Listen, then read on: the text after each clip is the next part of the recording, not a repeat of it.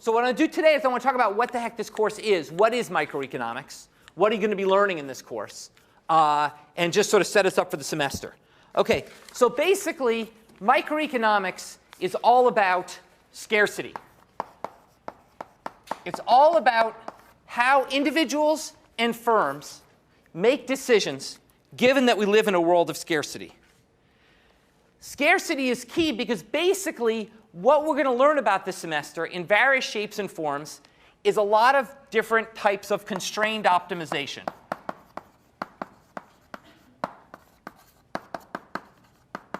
We're going to learn a lot about different ways that individuals make choices in a world of scarcity. Okay? That is, this course is going to be about trade-offs. Given scarce resources, how do individuals and firms trade off different alternatives to make themselves as well off as possible? That's why economics is called the dismal science. Okay, economics is called the dismal science because we are not about everyone have everything. We're always people who say, no, you can't have everything. You have to make a trade-off. Okay? You have to give up X to get Y. And that's why people don't like us. Okay? Because that's what we're called the dismal science, because we're always pointing out the trade-offs that people face. Now, someone may call it dismal, but I call it fun. And that may be because of my MIT training. As I said, I was an undergraduate here. In fact, MIT is the perfect place to teach microeconomics because this whole institute is about engineering solutions, which are really ultimately about constrained optimization. Indeed, what's the best example in the world we have of this is the 270 contest. Right? You're given a set of pile of junk. You've got to build something that does something else. That's an exercise in constrained optimization. All engineering is really constrained optimization. How do you take the resource you're given and do the best job building something? And that's really what microeconomics is. Just like 270 is not a dismal contest, microeconomics is not, to me, a dismal science. You can think of this course like 270, but instead of building robots, we're running people's lives. Okay? That's kind of the way I like to think about this course. Instead of trying to decide how we can build something, move a ping pong ball across a table, we're trying to decide how people make the decisions to consume and firms make the decisions to produce. That's basically what's going to go on in this class. Okay? And that's why basically modern microeconomics was founded at MIT in the 1950s by Paul Samuelson, the father of modern economics, was a professor here, and he basically founded the field. He basically introduced mathematics to economics. And through teaching this course, 1401, 50, 60 years ago, actually developed the field that we now study. Now, what we're going to do in this class is focus on two types of actors in the economy: consumers and producers. Consumers and producers, okay? And we are going to build models of how consumers and producers behave. Now, technically, a model is going to be a description of any relationship between two or more economic variables. Okay? That's a model, description of any relationship between two or more economic variables. The trick with economics, and the reason many of you will be frustrated during the semester, is that unlike modeling the relationship between, say, energy and mass, these models are never precise. They are never accurate to the 10th decimal. Okay? This is not a precise scientific relationship we'll be modeling. We'll be making a number of simplifying assumptions that allow us to capture the main tendencies in the data, that allow us to capture the main insights into how individuals make consumption decisions and how firms make production decisions. But it's not going to be as clean and precise as the kind of proofs you're going to be doing in some of your other classes in freshman and sophomore year. Okay? So basically, we have a trade-off with these simplifying assumptions. On the one hand, obviously we want a model that can explain reality as much as possible. If a model can't explain reality, it's not useful. On the other hand, we need a model that's tractable, a model that I can teach you in a lecture or less. Okay? And basically, what we do is we make a lot of simplifying assumptions in this class to make those models work. And yet, what we'll find is, despite these assumptions, we'll come up with incredibly powerful predictions of how consumers and producers behave. So with consumers, what we're going to do is we're going to say that consumers are constrained by their limited wealth, or what we'll call their budget constraint. And subject to that constraint, they choose the set of goods that makes them as well off as possible. Okay? It's what we're going to call utility maximization. We'll say the consumers maximize their utility. Consumers are going to maximize utility subject to a budget constraint. That's going to be what we're going to develop the consumer decision. They're going to have some utility function, which is going to be a model of their preferences. Okay? So I'm going to propose to take everything you love in life and write it down as a U function. Okay? Then I propose to take all the resources at your disposal, write them down as a budget constraint, and then I just do constraint maximization to solve for how you make decisions. Firms, on the other hand, are going to maximize profits. Pi is profits. Firms are going to maximize profits. Their goal is to make as much profit as possible, to earn as much money as possible. Okay? However, that's going to be subject to both the demands of consumers. This is going to be, we get to firms, it's a lot harder. Subject to both consumer demand and input costs. So firms have to consider, consumers have to consider, look, what does stuff cost? What do I like? I'll make my decision. Firms is a little more complicated. They've got to consider what do consumers want and how do I make what they want. So they've got to consider both both the output side, what are consumers going to want me to make, and what's it going to cost me to produce that good, and how do I combine those to make the most profits. Okay? So from these assumptions, we will be able to answer the three fundamental questions of microeconomics. Okay? The three fundamental questions of microeconomics will be what goods and services should be produced, what goods and services should be produced, how to produce those goods and services,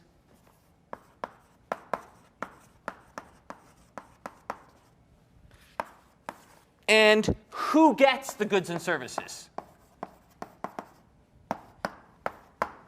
What goods and services get produced, how to produce those goods and services, and who gets them. And what's amazing, we'll learn in this course, is that all three of these questions, the three fundamental questions that drive our entire economy, are all solved through the role of one key state variable, which is prices. Prices in the economy will resolve all of these problems. Okay? Consumers and firms will interact in a market. They'll interact in a marketplace. And out of that marketplace will emerge a set of prices in a way we'll describe. And those prices will allow firms and consumers to make the relevant decisions. Okay? So let me just give you one. And we're going to do all this rigorously throughout the semester. Let me just start with one casual example. Okay? Let's think about the development of the iPod.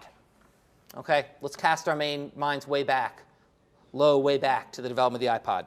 Okay? Now, when the iPod, when Apple was thinking about making the iPod, they had to ask, would consumers want this? So consumers had to decide, given their limited resources, given the fact that they were buying a certain set of things, would they be willing to forsake some things they were already doing to spend the money on the iPod? Okay, it was a non-trivial amount of money. Would they be willing to forsake things they're already doing, okay, to spend money on the iPod? And clearly they were. Clearly consumers were willing to spend money, to spend a lot of money to get an iPod. They were originally, what, $300 back, you know, when $300 meant something. Okay, so basically, so what the firm will do is they'll say, okay, we get a signal from the consumer that they're willing to pay money to get the iPod. They're willing to pay a high price to get the iPod. Now, the firm will say, well, should we make iPods? Well, that will depend on what it costs to make them. So we have to then assess what are the inputs that we'll need to make an iPod. Well, to do that, we have to look at the prices of the various inputs that we'll need, of the chip and the metal and all the other stuff that goes into the iPod. Okay? So they can shop across different countries for different kinds of chips. They can look at different kinds of monitors, etc. But once again, what they'll do is they'll use the prices of those different inputs to decide how to produce the iPod. So whether to produce the iPod will depend on the price people are willing to pay for it. How to make the iPod will depend on the prices that firms have to pay for the chip and the casing and all the other things that go into the iPod. Okay? And then finally, who's going to get the iPod? Well, they're going to make a certain amount.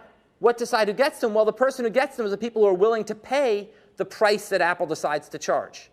Some people are willing to pay that price. They're going to get an iPod. Some people are not willing to pay that price. They will not get an iPod.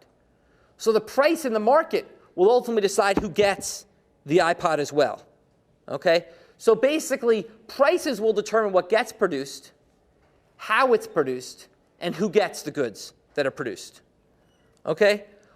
Of course, this is a very, very simplified example, as you can already tell. There are lots of cases where prices don't decide these things. So my favorite example is the fact that there are lines for hours to get tickets to see a Lady Gaga concert. Okay? Now, if it's really true that prices determine everything, we shouldn't see any lines. It should just be that those who are willing to pay the most to see Lady Gaga should, those who want to see the most to get a Lady Gaga should get the tickets. Those who aren't willing to pay shouldn't get the tickets. Why should there be a line? Not to mention the fact that people shouldn't be willing to pay anything, but that's a different issue. That's a taste issue. We'll come to taste later. Okay? So basically, clearly, this is not working perfectly. If the world worked in the way I just described, then what should happen is there should be essentially an auction, and whoever's willing to pay the most for Lady Gaga tickets would get them, and whoever's not willing to pay wouldn't, and it wouldn't involve any waiting in line or other things. Now, what's very interesting is we've actually seen an evolution from my youth to your youth towards the economic model. When I was a kid, if you wanted, so then it was Cars tickets, okay, to date myself, okay, you had to go and camp out at 3 in the morning outside the store where they're selling them to get the tickets. Now, of course, you don't do that anymore. Now you go on StubHub or Ticketmaster or these other secondary sellers, and there are prices that determine it. So increasingly, how many people actually, how many people have waited online to get a concert ticket? Okay, that's amazing. So if I asked this question 30 years ago, 90% of the hands would have gone up. Okay? So what that means is the price mechanism has started to be used, has replaced the line mechanism as a way to allocate those tickets, and we see prices working. That wasn't true. There wasn't StubHub. These weren't these secondary ticket sellers 30 years ago. You had to wait online to get the tickets. Now, so that's basically sort of an overview about sort of an example of how we think about the role of prices. Now, let me draw a couple of important distinctions, terms I'm going to use this semester that I want you to be comfortable with. Okay? The first distinction I want to draw is between theoretical versus empirical economics. Theoretical versus empirical economics. Okay, theoretical economics is the process of building models to explain the world. Okay, empirical economics is the process of testing those models to see how good a job they do in explaining the world. Okay, we could all make up a model. Okay, anybody who has math skills could make up a model, but it doesn't do any good unless it's actually doing something to explain the world. And so basically, what we want to do, the goal of theoretical economics is essentially to build a model that has some testable predictions. To build a model that says, look, here's my simplified model of how consumers decide whether or not to buy an iPod. Okay, I have a model of that I've developed theoretically. Well, that has some testable predictions. And the role of empirical economics is to gather the data and go and test them using statistical methods, specifically, typically, regression analysis of the kind you learn about in advanced statistics. Okay? So basically, what we're going to do is we're going to mostly, 95% of this course will be about theoretical economics this semester. It'll be about understanding how economists develop the models to model how consumers and firms behave. But I will try to talk somewhat about empirical economics and what data we can bring to bear to understand whether or not these models explain the world. Okay? The other distinction that's very important is positive versus normative economics. positive versus normative economics. Okay? And this is the distinction between the way things are, which is positive economics, and the way things should be, which is normative economics. The distinction between the way things are and the way things should be. Okay? So let's consider a great example of microeconomics at work, which is auctions on eBay. Okay? Auctions on eBay, economists love studying auctions on eBay because it's a textbook example of what we call a perfectly competitive market, which is what we'll focus on this semester. A perfectly competitive market. Okay? And by that we mean that basically, producers in this market offer up their good to a wide range of consumers. Okay? A number of producers offer up their goods to a wide range of consumers. Okay? And the consumers bid up the price until the person with the highest value for the good gets it. So price serves exactly the signal it should in allocating goods. Okay? So really, eBay is really sort of about this third thing of who gets the good. Okay? I offer my, my alarm clock or whatever on eBay. Okay? And then people bid on that, and whoever values that the most, that rare John Gruber alarm clock the most, they get it. Okay? So it's a perfect textbook example. Okay? And basically, because on eBay, the price is used, or now with also StubHub and concert tickets, the price is used to allocate the good to the person who wants it the most. Okay? Now, a recent example of an auction on eBay got a lot of attention. Not so recent anymore, a couple years ago. Someone tried to auction their kidney on eBay. Okay? Someone offered their kidney for auction on eBay. They said, I have 2 kidneys. I only need 1. So I'm going to auction my kidney. You pay for me to fly to wherever you need my kidney, and the operation, they take it, I'm going to give it to you, and that's the way it goes. So what happened? Well, this person offered their kidney, and they said the starting price will be $25,000. They didn't do a buy it now. They said the starting price will be $25,000, and the bidding the bidding went on.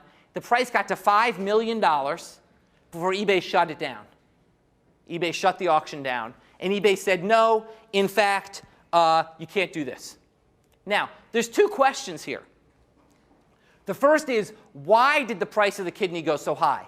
That's the positive question. The positive question is, why did the price of the kidney on eBay get so high? And here, we'll talk, and you'll learn more starting Friday, about the twin forces of supply and demand. The twin forces that drive the economy of supply and demand. And you'll talk more vigorously about these on Friday. Basically, they're what they sound like. Demand is how much someone wants something. Supply is how much of it there is to have. And the intuition here is unsurprising. Okay? The more that there's demand for a good, the higher will be the upward pressure on prices. The more people want a good, the higher prices will go. And the less supply there is of a good, also the higher prices will go. So if everybody wants something but it's common, the price will be low. And if no one wants something but it's uncommon, the price will still be low, and vice versa. In fact, the best sort of the development of the modern supply-demand framework was from Adam Smith, the sort of so-called first economist who wrote The Wealth of Nations, 1776, which is sort of viewed as the kind of first serious book about economics. And he posed what he called the water-diamond paradox. What Smith said in that book is, look, it's clear water is the most important thing in life. We can't live without water. And diamonds are completely irrelevant to life. You can live plenty fine without a diamond. And yet the price of diamonds is astronomical and water's free. How can this be? How can it be that water, which is so much of a fundamental building block of our life, is so much cheaper than diamonds, which are not? And the answer, of course, is that so far you've only considered demand and not supply. Yes, it's true the demand for water is much higher than demand for diamonds, but the supply is even larger. So that basically, yes, it's true that while water should be worth more, in fact, in the end, the price of water is much lower because the twin forces of demand and supply. The demand is higher, but the supply is much higher. So the price ends up lower. And that was his diamond-water paradox. Okay? Well, in this case, it's a similar thing. What's the demand? What's the demand for a kidney? Well, the demand for a kidney is going to be the fact that you die without it. Okay? If you have no kidneys, you're having kidney failure, okay, you'll die without it. So basically, we'll determine is people will be willing to spend all their wealth, as much money as they can have to get a kidney. Okay? So the demand will be quite high. The supply will be quite low. Sadly, not many people are willing to be organ donors. More relevantly, a lot of people aren't in good situations to be organ donors. Okay? As a result, the supply is much lower than the demand. So you have a situation with a high demand, a low supply, and the price went through the roof. That's the positive analysis. Okay? So we can understand pretty intuitively, we don't need this course to understand why the price went up. Okay? It's just the twin powers of demand and supply. But what about the normative question, which is, should this sale be allowed, should eBay have allowed this sale to happen? eBay at $5 million cut it off and then passed a rule saying you can't auction your body parts on eBay. Okay? Should they have done that? That's the normative question. That's where economics gets really interesting, which is, you're all smart enough to figure out why the price went up. But this is where it gets interesting, is should people have been able to auction their kidney on eBay? On the one hand, many, many people in this country die for want of a body part. Okay? Thousands to hundreds of thousands of people die every year waiting for a transplant. Okay?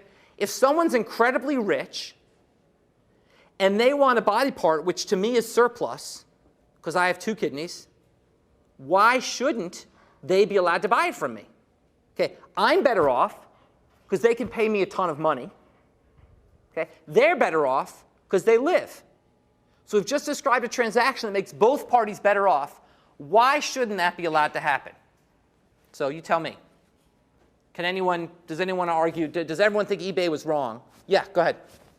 Doing so, the other person doesn't have as much money, will also die, so there's like a third party involved that doing so. Okay, so the person, you mean the person who, what do you mean the person who doesn't have much? Like, enough of these two. There's going to obviously be somebody who doesn't get the kidney. Right, so on the one, so in other words, what you're assuming is, let's say that if I hadn't done the auction on eBay, I would have just given my kidney away to the transplant center. Then that's one less kidney that go to the transplant center. And that means the rich guy gets the kidney and someone else implicitly doesn't. That's a trade-off. Okay, you've just described the trade-off. The trade-off is that basically now we've allocated the kidney away from the poor person to the rich person. Now, but why do we care about that? I mean, they both, it's one person dies, another person lives. Why do we care? Yeah. Be some sort of case of severity of condition, like there might be someone who's poor who would get the kidney if it went to a transplant association because they would die in a couple of days without it, whereas the rich person might just be able to afford it and it might make their life more convenient, but they might not be in any world. They might be a collector. Yeah. So basically, that's a very, so one reason we might care is because we think that kidneys should be allocated on the basis of who needs it the most. Okay? So the great example of this, of course, was Mickey Mantle with a liver transplant. Mickey Mantle, famous ball player, raging alcoholic, who had liver failure because he basically was drinking himself to death and jumped the queue and got a liver above a lot of people, and then he kept drinking and killed himself and wasted the liver he'd gotten. Okay? So basically, you could think that doesn't make sense. We should get the people who need it the most for them to be the most good in terms of increasing their life. Okay, but let's actually, okay, so that's a good, so we've got the substitution point. Okay, let's come back to the substitution point though. Tell me a situation in which that's wrong. Can someone tell me a situation in which in fact that's not a valid point? Yeah. The guy's only going to sell, so the reason I'm going to give it away. Exactly. You were assuming that if the guy didn't sell it, he'd give it away. But in fact, if it's sell it or keep it, then there's no trade-off. And similar here, it's not like it'll go to, if it's sell it or keep it, then you might as well let the rich guy get it. Or is there another argument? Is there another reason why you might not want this to happen? Yeah? Maybe encourage illegal, Illegal? ways of getting a kidney. Yeah, the other reason could be that we don't trust people to make good decisions when money's involved. That we think that, gee, if it's really true I can get a couple $1,000,000 for a kidney, I might give mine up even if I haven't really thought through the ramifications of doing so. Even if there's a risk to the surgery, there's a risk that my other kidney will then fail, then I'll be screwed. Okay? So basically, we might have a paternalistic attitude that will lead us to not want to allow people to engage in this kind of risky behavior. Yeah? Also be some legal ramifications associated with that. If someone sells their kidney and then their other kidney fails, they might then blame eBay. Want it back? Like that repo movie? Yeah. That's right. There could also be, but let's leave the lawyers out of this, okay? I don't like lawyers. We're going to rag on lawyers this semester. We're going to leave the lawyers out of this. But in any case, you're right. That's sort of a ramification of the same thing. So we've talked about the fact that there's substitution. We've talked about the fact that it's not allocated to those who need it the most. We've talked about the fact that people may be making bad decisions in doing this. But there's another factor as well, which is we may just as a society feel it's unfair that rich people can get things poor people can't. There may be a pure equity component here, okay, which is simply that we as society value equality, value income inequality, and we think people should not have an extra shot at getting a resource just because they're rich.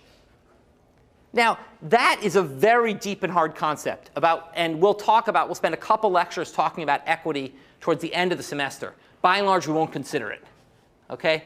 But it turns out to be behind much of what we'll discuss, okay, in much of what we'll discuss this semester and much of what goes on in economics, okay?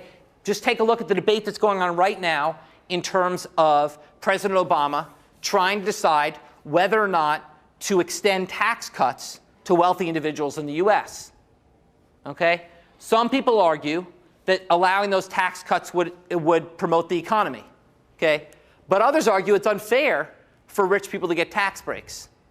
And that fairness argument matters a lot in terms of driving the kinds of economic policy decisions, the kind of economic decisions we need to make.